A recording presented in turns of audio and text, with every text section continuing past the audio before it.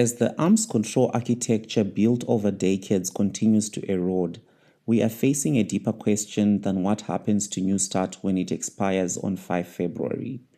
We are being forced to ask whether the strategic assumptions that once made arms control possible still hold at all. And if they don't, what managing nuclear risk actually looks like in this moment.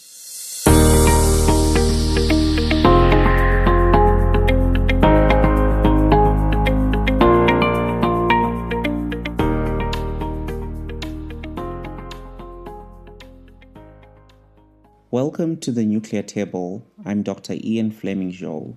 Today on the Nuclear Table, I'm joined by Amy Woolf. Amy is one of the leading analysts of U.S. nuclear weapons policy and arms control. She spent more than 2 decades at the Congressional Research Service advising members of Congress on nuclear forces, strategic stability, and U.S.-Russian arms control. Her work has shaped how policymakers understand nuclear risk, deterrence, and the limits of arms control in practice. With New START set to expire on 5 February, this conversation looks beyond the fate of a single treaty to examine how strategy, politics, and emerging technologies are reshaping the future of nuclear restraint. Amy, welcome to the Nuclear Table. Thank you. I'm happy to be here. So let's jump right in. As the New START deadline approaches, much of the public debate focuses on whether any form of extension or restraint is still possible. But as you have argued for years, the United States has never started with arms control. It has always started with its assessment of national security requirements and only then shaped arms control around that. How would you characterize the U.S. strategic mindset today, and how different is it from the assumptions that underpinned arms control over the past several decades? It's worth remembering that the U.S.-Soviet arms control process began in the 1960s, when both nations were rapidly building up the numbers and content of their nuclear forces.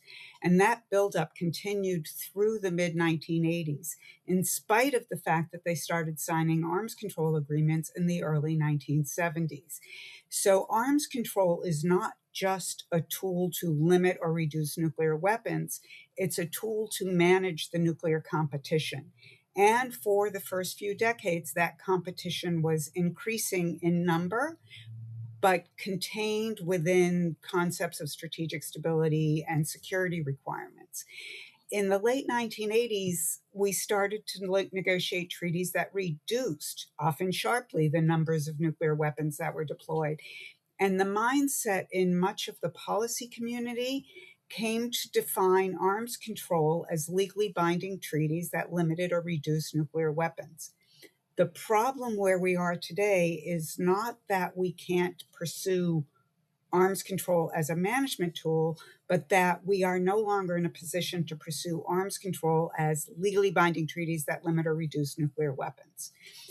As you mentioned, the United States has always pursued arms control agreements as a part of its national security objective. It doesn't see arms control as a pathway to pursue nuclear disarmament. I recognize when I go out in the international community, I get a lot of pushback on that. I'm told, oh, no, you have to do arms control to reduce to get to disarmament. It is true that you need to reduce before you disarm, but it is not true that that's how the United States and Soviet Union used it. So if we look at the last 30 to 40 years from the late 1980s to 2010, 2015-ish as the norm, then you would think we should still be just signing treaties and reducing weapons. But that's not necessarily the norm or even the only norm. If one starts with where we are today, one has to recognize that the United States sees itself as faced by two near-peer nuclear competitors, Russia and China. That the United States sees Russia as a violator, a serial violator is the phrase that they use, of arms control treaties, and therefore not a willing partner in pursuing arms control. China has rejected arms control. But that all presumes that you define arms control as legally binding treaties that limit and reduce nuclear weapons. You don't need to stick to that narrow of a definition. So the architecture that we've built up over the last 30 years doesn't fit today, because within both the Biden administration and congressional reports like the Strategic Posture Commission, there was the recognition that the United States might need to increase its numbers of nuclear weapons as it meets the new strategic security environment. That doesn't mean it can't demonstrate restraint or manage its competition with Russia and China, but it does mean that extending the limits in New START or living within those limits for one or a few more years is unlikely to meet the requirements of US national security as defined by the people inside the government required to do that. There are plenty of people outside the government who dispute the fact that we should build up our forces to meet the new challenges. But the government, within the expertise inside the government, they see an inconsistency between living within the limits of New START, a treaty signed 15 years ago, and responding to the current national security environment. So, what you are saying, or rather describing, is a shift away from arms control as reduction toward arms control or restraint as a way of managing nuclear competition. For much of the post Cold War period, there was a broad consensus that the United States could maintain deterrence with fewer nuclear weapons. Today, that consensus seems to have shifted toward the belief that the United States may actually need more. How central is that change in thinking to the erosion of New START and to the broader unraveling of the arms control framework? Until recently, I described that as a shifting of the center of gravity. The view within the US policy community of how many weapons we need and what we should do with them has several schools of thought. There's those who say just a small number of weapons with assured retaliatory capability is enough. There are those who, at the very other end of the spectrum, say we need more than everybody combined. And now that everybody is Russia and China and maybe North Korea, we need more. But in the broad middle is this concept of a robust deterrent, that the United States needs to be able to hold at risk that which the adversary values. And the question is, how do you define hold at risk and how many adversaries do you have? So the center of gravity within that broad center has shifted from we can reduce our nuclear weapons because hold at risk is not as stressful and there's only one adversary, i.e., Russia, and we get along with Russia 20 years ago, to the hold at risk is more challenging because there's two adversaries or more adversaries, and the mixture and nature of the forces amongst those adversaries is different. So the center of gravity within that broad hold at risk, that what they value to deter school of thought, has shifted to we need to hold more at risk and we need more stuff to do it. The Strategic Posture Commission put it as may need more or different types of weapons to do it. And in the last couple of years, you can see that shift of gravity. But you have to add on to it at the end of that shift of gravity, those who believe that we should be seeking a position not just of holding at risk, but of supremacy or primacy or more than both sides combined. And within the last year or 18 months, with the change in administration and concerns about Russian and Chinese behavior, that school of thought has begun to rise. So the center of gravity has shifted widespread. The outlier on that end is gaining weight. So the whole thing is starting to tilt towards more weapons, more types of weapons. And I don't know, there's a wild card in all of this. We have a president who says he wants to do denuclearization, a word that is moderately meaningless. but he's long been interested in pursuing some kind of restraint on nuclear weapons. Basically, he's always had this point of view that nuclear weapons are bad. So he's working within a system that is feeling pressure to acquire more nuclear weapons, but his personal tendencies may put a brake on that, and we just don't know. So within the US policy community, the shift is quite evident towards we need more weapons and possibly more types of weapons, but we don't know where US policy will end up because only one person gets to say yes or no. That idea, the center of gravity shifting, really matters. That's exactly what Dr. Nikolai Sokov flagged in the previous episode when we were discussing New START. He argued it's not just the treaties that are fraying, it's the muscle memory, the daily working groups, sustained negotiations, the institutional habit of talking through problems. From your perspective, how much of the current instability is caused by that erosion of process and practice rather than any one treaty or superweapon? I fully agree with Nikolai, but that's not unusual. We often agree. If, again, you want to look to the future of arms control, but I want to look backwards. When the United States and Soviet Union started pursuing arms control, it was all about the dialogue. We didn't speak the same language. We didn't understand things similarly. We spent decades building up a shared common understanding of what it was we were trying to do. And in the absence of that ongoing dialogue, it's like you think about arms control again, the community broadly thinks about it as a series of treaties that reduced weapons. It's better to think about arms control as a continuous process that occasionally produced treaties. So it was the process of dialogue, the process of negotiation, the process of implementation on the ground, working together to restrain the weapons we were going to restrain. All of that was shared knowledge, shared dialogue, shared language, shared understanding, and all of that stopped. It first stopped basically around 2013, 2014, when the Obama administration suggested we should pursue a next round after New START, and the Russians said, thank you, no thank you, and then the Russians annexed Crimea. And the dialogues became much more episodic and much more aggressive. And we lost the skills, both diplomatically lost the skills and bureaucratically, more importantly, bureaucratically lost the skills.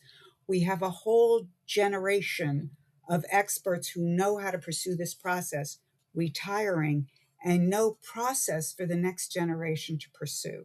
So the absence of dialogue is going to be far more consequential in how it plays out over time than a break in the treaty process. You have painted a pretty stark picture here. Domestic functionalism, shrinking institutional expertise, the whole system under stress. That means we can't just wish for treaties.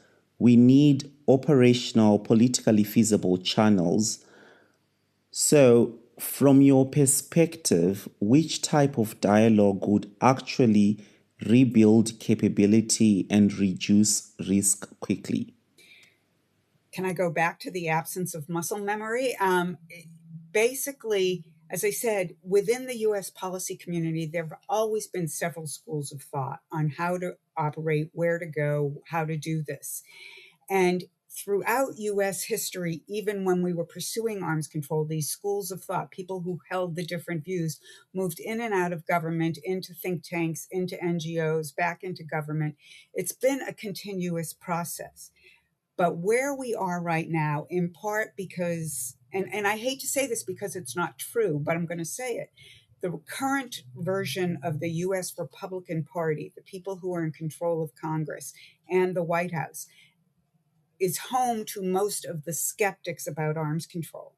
But if you look back over history, almost all the treaties the United States has signed has been signed by a Republican president and supported by the Republican Party. So it's hard to say that it's the Republicans' fault that we're not doing this. They're in control. They could be negotiating this.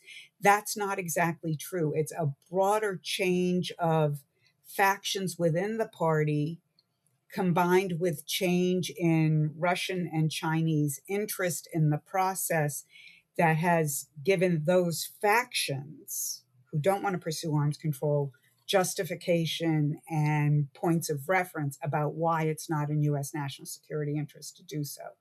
So all of the factors play together. Yes, across the board, there is concern about Russian aggression in Europe, concern about Chinese modernization and Chinese aggression in Asia.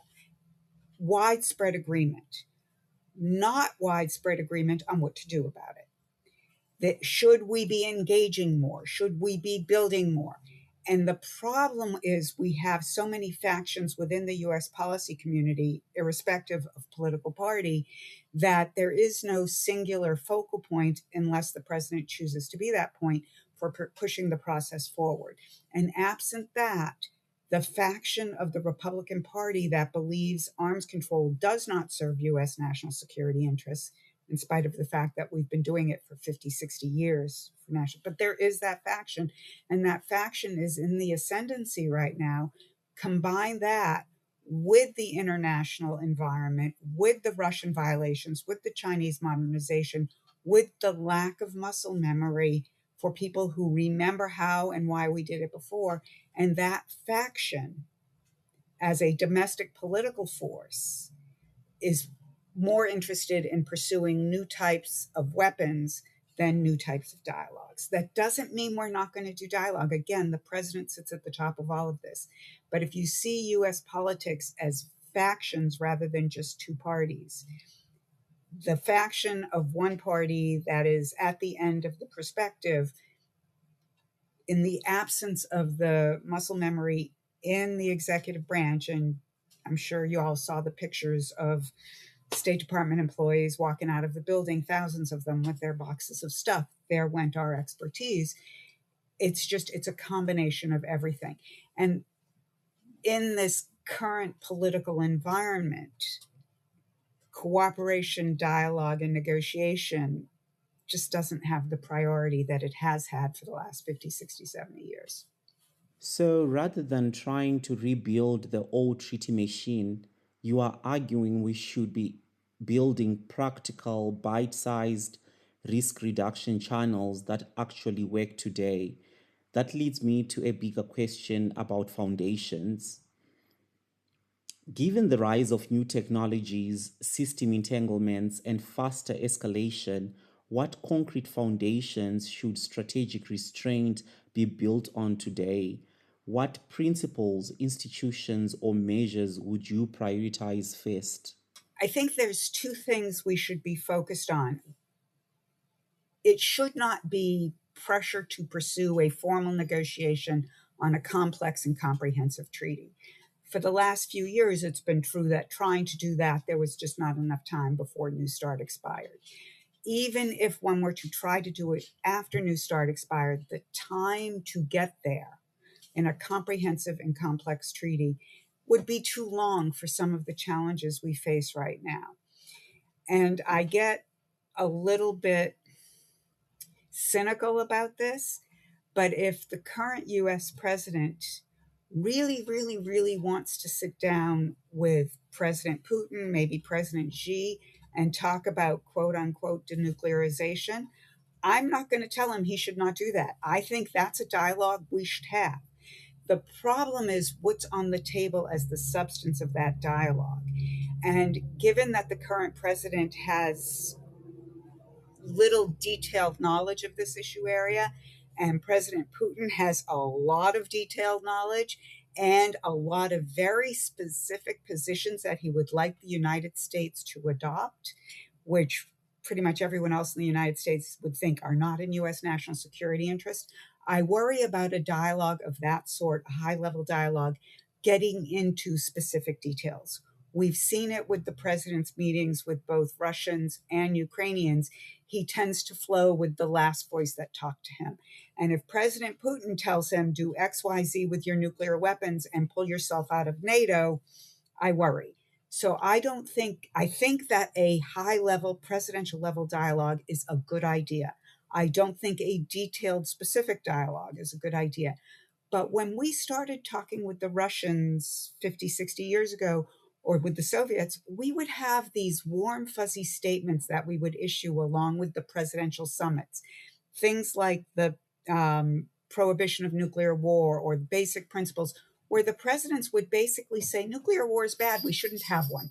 And we should try these 3 or 4 steps, like pick up the phone and call or use the hotline if we get into a problem. And of course, I'm paraphrasing, but it was that kind of warm, fuzzy, let's work together to manage the competition without details approach. I would love to see that again. Everybody thinks of it as being, oh, the Reagan Gorbachev statement, nuclear war cannot be won and should never be fought. The good news is the United States, Russia, China, the UK, and France all reaffirmed that statement just a couple of years ago. But, oh, well, it's now almost 4 years ago, right before the invasion of Ukraine. Actually, 4 years ago. Oh, my. But basically, there is a long history of that level of engagement at the leadership level. And I think that would be very useful. It would be useful because it would indicate that the level of interest in managing the nuclear competition still exists, and useful in that it didn't give President Putin time to engage with President Trump in his own agenda. So I think we should start there. But I don't want to wait for 3, 5, 10 years until the politics of arms control changes again to try and deal with some of the risks and crises we are facing now, irrespective of the expiration of New START. We know there's a lot of risk out there in the nuclear environment, both because of the ongoing buildups, modernization, and risk approach of the nations that have nuclear weapons. And by risk approach, I mean risk accepting behavior, risk seeking behavior. We know these things are happening. We also know there's a recognition that managing that risk is a good idea. An example, missile launch notifications when you're testing missiles. The Russians, when they suspended New START, announced they would continue to notify the United States about missile launches, and they have. The Chinese do not have a missile launch notification agreement with us, but they notified us when they launched a missile over the Pacific. Everyone seems to agree that it's risky in a time of tension to launch a missile and not say, hey, this is just a test, to launch a missile and let people think it might be the real thing. So there's something that everybody in this nuclear environment agrees is risky. And we know what you can do about it, specifically notifications. That would be something that I refer to as a micro risk reduction process, not trying to reduce the risk of the existence of nuclear weapons, but to identify a specific risky thing that everybody's agreeing is risky and identify concrete measures to address it. Launch notifications are easy because we've always done them.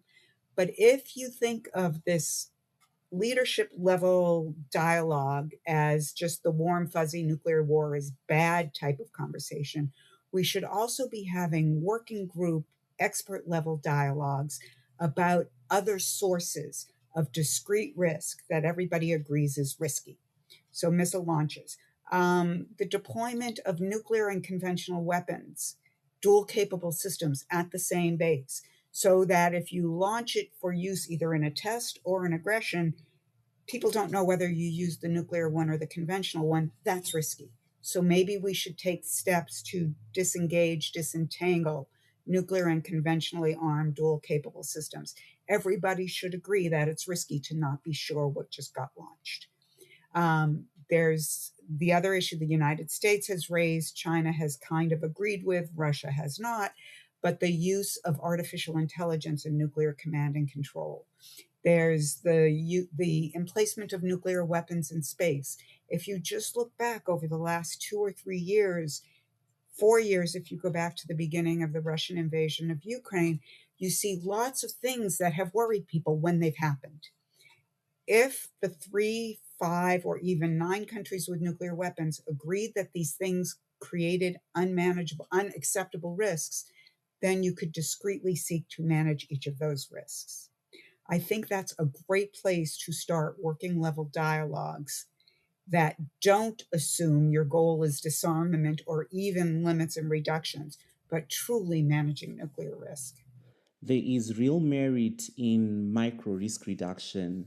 For instance, in the current global political climate, which is deeply divisive, comprehensive disarmament feels increasingly out of reach, while concrete risk reduction measures may be far more achievable in the short term. You also raised the challenge posed by emerging technologies and new domains such as space.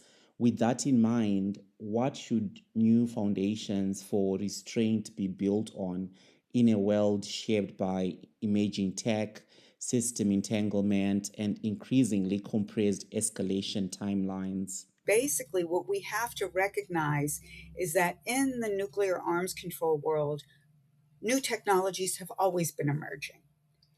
When the United States and Russia and Soviet Union agreed to ban anti-ballistic missile systems or limit them in 1972, they did not agree to limit what was then an emerging and later became a truly frightening technology, multiple independently targetable reentry vehicles, MIRVed missiles.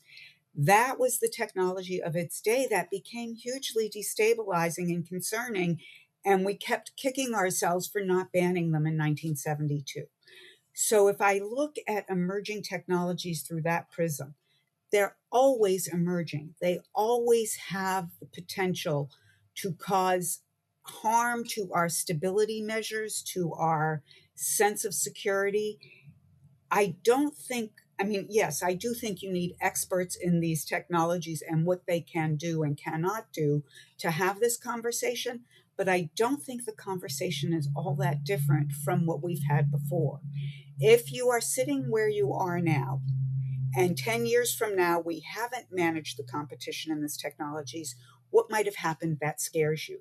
Is there anything we can do now to stop that? Deploying satellites with nuclear warheads on them. So there's zero notice when the weapon is about to go off. There's no launch, there's just a button pushed in a closed room.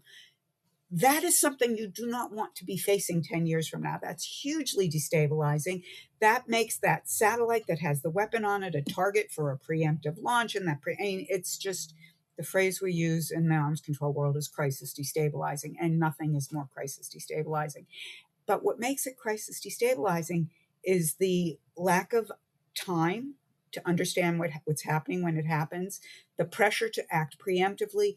All of those things have been a part of our nuclear arms control consideration for the past 50 years. We just have to apply them to new technologies. But I can tell you what it is you should worry about if you think the technology is going to cause a problem.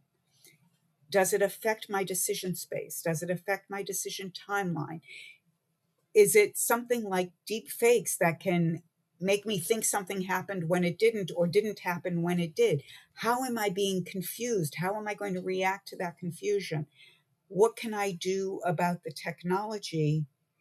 And do I need to think about the technologies stacked upon each other? It's not just discrete individual technologies, but if you have a system of technologies that are affecting my decision space, my reaction time, do I have to see it as a system? And there's a really interesting paper that came out early last year, and I'd have to look it up, from one of the think tanks, ELN, Deep Cuts, CIPRI, I can't remember which one, but I used it in my class on this, which basically outlines all the different emerging technologies and racks and stacks them about how they might interact with each other in affecting stability, decision time, decision space, reaction time, the things that make nuclear weapons so dangerous in a crisis are made more dangerous by these technologies. So I can't tell you what to do about the technologies, but I can suggest how you might want to think about the effects they have on nuclear stability. One thing that really stands out to me in what you just said right now is that the problem isn't the technology itself, it's what these technologies do to decision making, how they compress warning time, shorten reaction windows, and shrink the space leaders have to actually understand what's happening. When that decision space collapses, the system becomes much more fragile, regardless of whether we are talking about AI, space, or something else. That fragility itself becomes even more worrying when the political environment is unpredictable. So, looking ahead, the future feels unusually uncertain, particularly in US politics. You have noted that President Trump's rhetoric around denuclearization could be deeply destabilizing, but under very narrow conditions might also create openings for dialogue. How then should analysts and policymakers think about that uncertainty when it comes to nuclear risk, diplomacy, and strategic restraint? Well, to the extent that we've been living with this phrase of denuclearization and the president's interest in it for about 11 months, 12 months, since he was inaugurated, the initial response out of the arms control community was, oh, he's on our side, let's use that. Um, and that was more of a rhetorical flourish than a reality. And I know they all knew it, but everybody was worried about the coming lapse of New START and thinking, well, between Trump's statements and Putin's offer over the summer or whenever it was to extend early fall, to extend compliance with the limits for another year, there was a lot of sense that, oh, here's our opening, let's latch on to that. But doing that is not necessarily in US national security interests, as seen by all the people who actually make US policy. So the goal is less to say, what's the answer, than how do we navigate this time when we don't want to overstep and box the president into sit down with Putin and solve this by signing a treaty, because I'm not sure that's the treaty we would want. But you don't want to see it all go to the wayside because you have those who say we can't even think about that now. We just have to build up our forces. So the future has to be flexible. The answer can't be extend New START or sign a new treaty or don't do anything. It should be a flexible management pathway. Think of arms control as a way to manage the competition and reduce the risk, even if you're just doing it on your own. We know historically some things are destabilizing. Make a decision not to do them. Unfortunately, right now, the United States is doing the different part of that, not just by being aggressively opportunistic in military action, but also things like missile defense. We've often thought, we argued in an arms control sense, are destabilizing. But be flexible. Be flexible about the future. There are so many knowns and unknowns coming up. Take opportunities when you get them for dialogue, for agreement, even if it's just a small piece of agreement. If the Chinese want to agree with us that a man in the loop for nuclear command and control is important, we should do whatever we can to walk through that door and have a conversation with them about it. Find door knockers, find things. It's got to be seen as a flexible approach. And when I started writing about risk reduction instead of formal treaties about 5 years ago, and I was doing it for the international community, I recognized that this was not going to be a warm, fuzzy feeling for those who wanted to march towards disarmament. So I saw it more as a bridging function. If you can just have a conversation about whatever you can have a conversation about, it'll serve as a bridge until you get back to the bigger issues. Right now, I see it not as a bridge, but as the most important thing that we can do to maintain conversation. And I've had this conversation with people who want to move to much more energetic and aggressive arms control and disarmament measures. And they say, it'll take time, but we want to set up the groundwork to get there, but it'll take time. And my response is, I don't have time. I don't have patience. I see risk right now, and I don't want to wait until we can have the perfect comprehensive negotiation. I don't think we'll get there. I want to do what we can do now. So the way to move forward now is to not let the best be the enemy of the good, It's a good graduate school statement to satisfice, but really to keep open the channels of conversation, dialogue at all levels, senior level, working group level, and through the policy community, inside government, outside government, not just to search for common ground. I'm not even sure common ground exists, but to search for common pathways on discrete issues. We all agree X is a problem. Can we identify 3 pathways to address X? Can we engage with others to find a way to get there? It's small, but it's better than nothing. And I can't wait. I don't have the patience or the confidence that we'll get back to the big stuff soon enough before we hit a crisis. This reflects how many in the arms control community felt in 2025.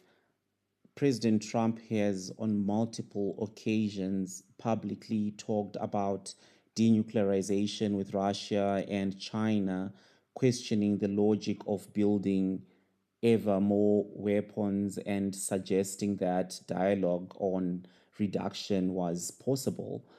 Those comments intrigued analysts, including me, because they came from a president who, in the past, was not conventionally associated with traditional arms control diplomacy. That didn't mean a comprehensive treaty was likely, and it certainly didn't mean it was straightforward policy, but it did make some observers wonder whether there might be a window for engagement. Yeah, it is an opportunity. I mean, there's something there.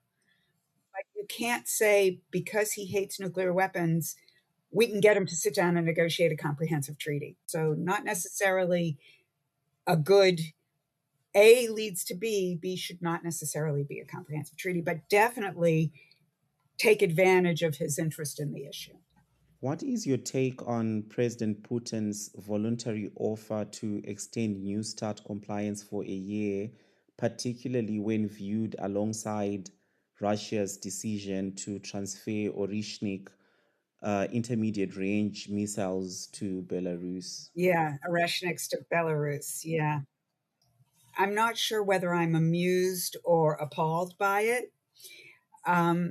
There's a bit of history over the last few years of Russian engagement with Lukashenko on nuclear weapons. And as a matter of threat, where the missile can reach, what it can shoot at, no difference whether it's in Belarus or Western Russia. It's a medium range missile, intermediate range missile, 5,000 kilometers. No difference. If you want to threaten European cities, it doesn't matter which side of the border you're on. Um, if you want to show Lukashenko that you have his back because he has domestic political problems, you've done something good for him. You've given him a big booming nuclear weapon. If you want to remind the Western capitals that you have nuclear weapons, that works too, except for I don't think we need any reminders. We know Russia has nuclear weapons, but it's a political move. It doesn't create any new military problems. It also is of the mind that Putin offered not to do this sort of thing and we didn't respond, so he did it. But I see it more as a relationship with Lukashenko than a message to the West. It would be useful to figure out what's going on there, i.e., source of conversation, subject for a dialogue. Where are you putting them? How many are you putting there? We have pretty good open source reporting from the folks at Monterey about what they've seen going on at bases. But that's not the same as government to government dialogue. I'm sure the intelligence community has a pretty good idea of what's going on, but it's a change and it can create risks. Would Russia has long said that we won't do anything about our shorter range systems until the United States pull its weapons out of Europe. Is this part of that bargaining chore? We don't know. It would be nice to know. And that's a subject for a conversation, a subject for a dialogue. As far as a military threat, not much difference on the deployment area. There is some agency there, the idea that we don't have the luxury of waiting for a perfect comprehensive agreement before acting. Let me circle back to something you raised earlier. You talked about moving forward on two parallel tracks, leader level dialogue focused on restraint alongside expert level working groups dealing with specific nuclear risks. What makes that kind of targeted or micro risk reduction more viable right now than traditional arms control? And where would you start? Every time I present this idea in a conference, half of the people in the room just go, "We tried that before." And half of the people in the room go, "Interesting idea." To which I reply, "I know we tried that before. I hope it's an interesting idea." Um, I think you have to rack and stack your options for moving forward. Um, if your only option for moving forward is we need a comprehensive treaty that limits and reduces nuclear weapons and keeps us going down the pathway to nuclear disarmament, you are not going to be doing anything. It's just not in the cards right now. Maybe 2, 3, 5 years from now, but not now. So if I'm looking for something that really worries me and something that I can do, this is it. And like I said, I think missile launch notifications are top of the list of things we already do and should continue to encourage. I think conversations about weapons in space and capabilities in space provides an opening. And on the doorway to the room in which you have that conversation, the door knocker should just say space. It should not say nuclear armed ASATs in space or direct ascent ASATs in space, because each of the countries that you would want to enter that room has a different concern about what's going on in space.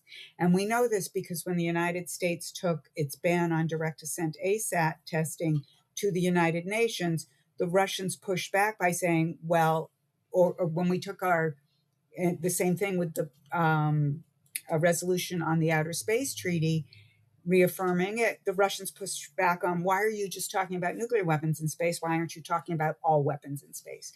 So the goal here is to have a general title on the door, open minds, listening ears, walk into the room and start a conversation. But there is, in the emerging technology space, there are ways where data processing allowed through artificial intelligence or machine learning can help you in recognizing emerging threats, in recognizing patterns of behavior. It's not always bad. So if you're in the arms control world and you want to know whether weapons are being moved to unallowed or not allowed facilities, if they're being hidden away, you get used to watching the patterns of movement. Having a computer with great data processing capabilities keep track of that helps you. So you put just a general title on the door and you walk into the room willing to listen. And if what you're hearing doesn't serve your national security interests, you don't have to sign anything. But the subject should be general: space, the use of artificial intelligence in military planning or command and control, dual capable systems. There's been some interest.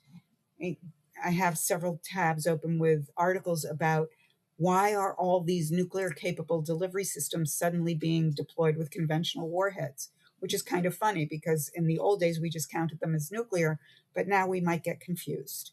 So because people are using these weapons in war. So there are all these issues that you could put on the table in a broad sense to get everybody to walk in the room and sit down at the table, and then you direct the conversation. I really, really, really, really think this all starts with flexibility and just starting the dialogue. Each nation is going to have its own list of things it's worried about, but you can't figure out what things everybody's worried about until you start talking about them. Yeah, exactly. Dialogue really is the key thread running through all of this. Without even attempting to sit down and talk, everything else becomes theoretical. And this came up in the previous episode with Dr. Nikolai Sokov, the idea that we are now operating in a space where the lines between conventional and nuclear, between stabilizing and destabilizing, are far less clear than they used to be. What you were describing sounds like a real need to start defining things more carefully again. What counts as risk relevant? What counts as destabilizing? And what kinds of systems create ambiguity, even if they are not nuclear in name? Because if those definitions don't exist or if they are contested, it leaves too much room for misinterpretation, especially in a crisis. And it's a good point because, as I said, early in the US Soviet arms control history, a great part of what was happening at the negotiations was learning to speak the same language, define the terms. Um, we have strategic arms control treaties.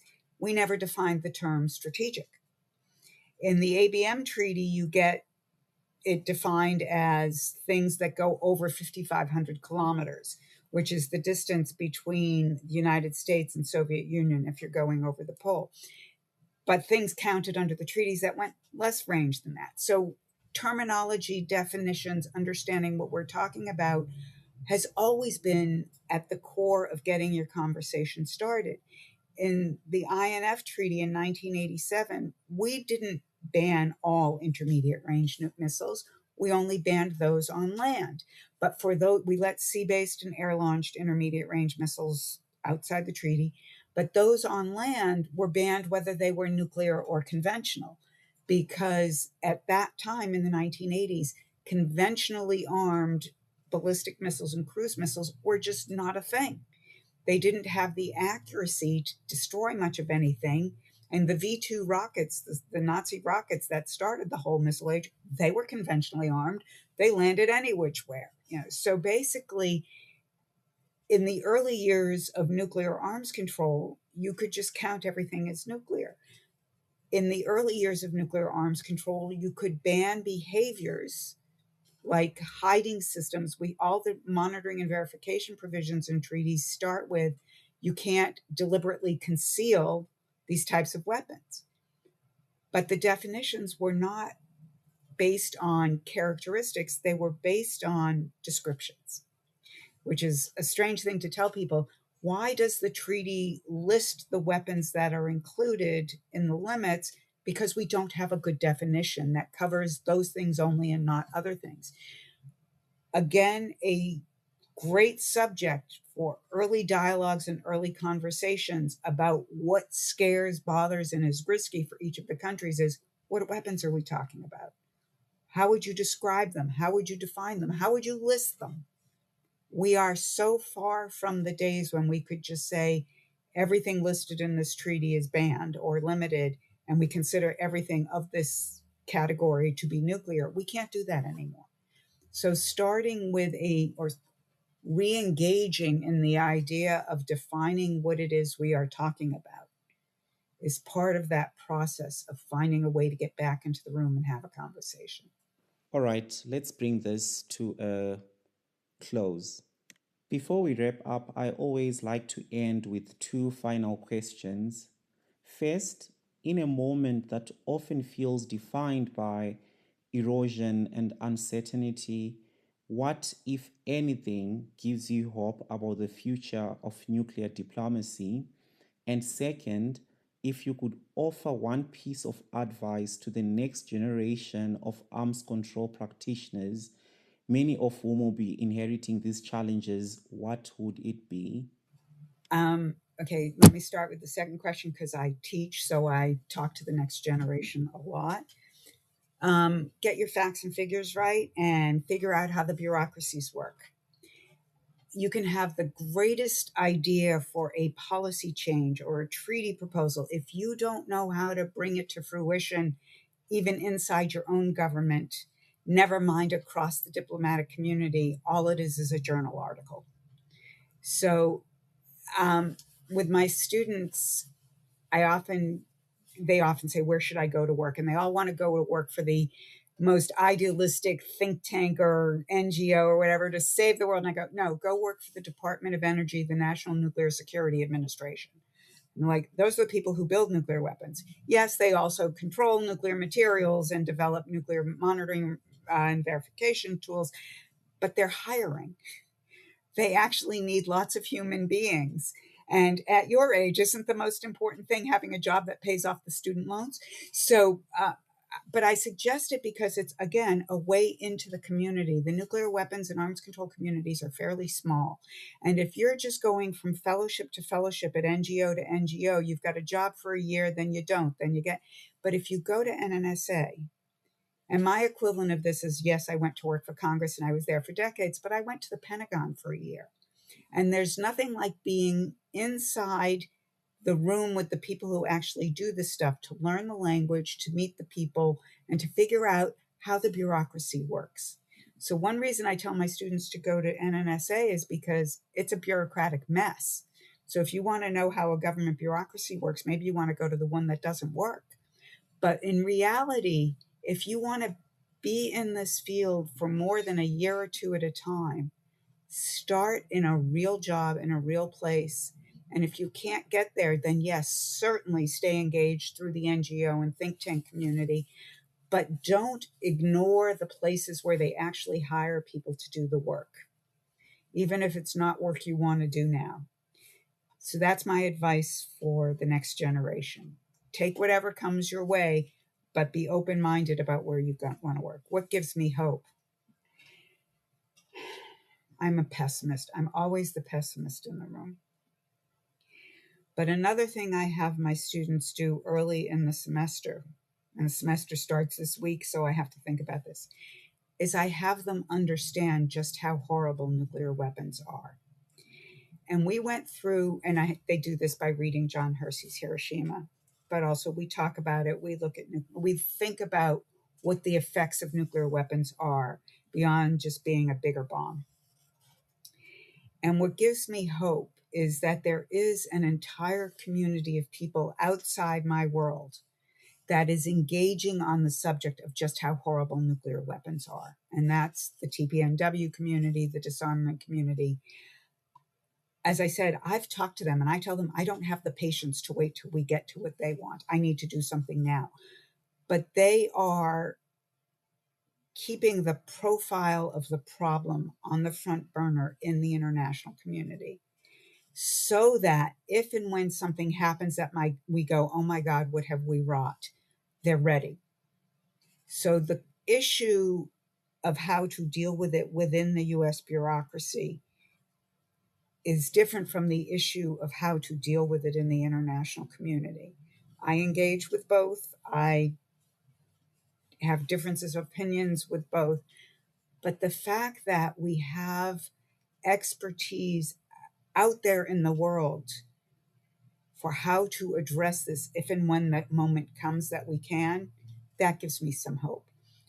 I think they're being idealistic and opportunistic right now, and we're not there yet. But imagine a nuclear weapon or 2 or 10 going off somewhere in the next year or 2 or 10. We are all going to be screaming, oh my God, what have we wrought and how do we fix this? And there's a community ready for us then. Thank you so much, Amy. I really appreciate your reflections on both of those questions. And thank you for joining the nuclear table today. I'm happy to be here, like I said, and I hope I didn't get too down in the US policy weeds for the audience, but I worked for Congress and that's what I do. That was exactly the point. Getting into the policy weeds helps ground these conversations. So, thank you again for doing that and for sharing your expertise with us. What this episode really shows us is that the nuclear policy field is at a crossroads. For decades, arms control was treated as a sequence of treaties negotiated, signed, and then placed on a shelf until the next crisis. But as Amy made clear, arms control has always been more than treaties. At its core, it has been a continuous process of dialogue, shared language, and sustained engagement. One of the most compelling ideas she raised is the value of micro risk reduction. In a global political climate that is deeply polarized and increasingly volatile, comprehensive disarmament agreements may simply be out of reach in the short term. Risk reduction, by contrast, offers a way to act now by identifying specific, widely recognized dangers and taking concrete steps to manage them. Whether it's missile launch notifications, the entanglement of nuclear and conventional systems, emerging technologies like artificial intelligence, or new domains like space, the common thread is time, decision time, reaction time. The shrinking space leaders have to understand what's happening before a crisis escalates. Another key takeaway is that emerging technologies are not entirely new to arms control. Every generation has faced destabilizing innovations. The challenge has never been predicting every technical detail, but understanding how new systems affect decision making, increase confusion, or create pressure for preemption. Perhaps most importantly, this conversation reminds us that dialogue itself is a form of restraint. Even when agreements feel politically impossible, talking at leader level, at expert level, and across the policy community keeps doors open, preserves skills, and reduces the risk of miscalculation. The lesson here is not to wait for perfect conditions or perfect treaties. It's to act where we can now without letting the best become the enemy of the good. That, more than anything, is what risk reduction and responsible nuclear stewardship looks like in the world we are in today. I'm Dr. Fleming Zhou, and this has been the Nuclear Table. Thank you for listening. Until next time.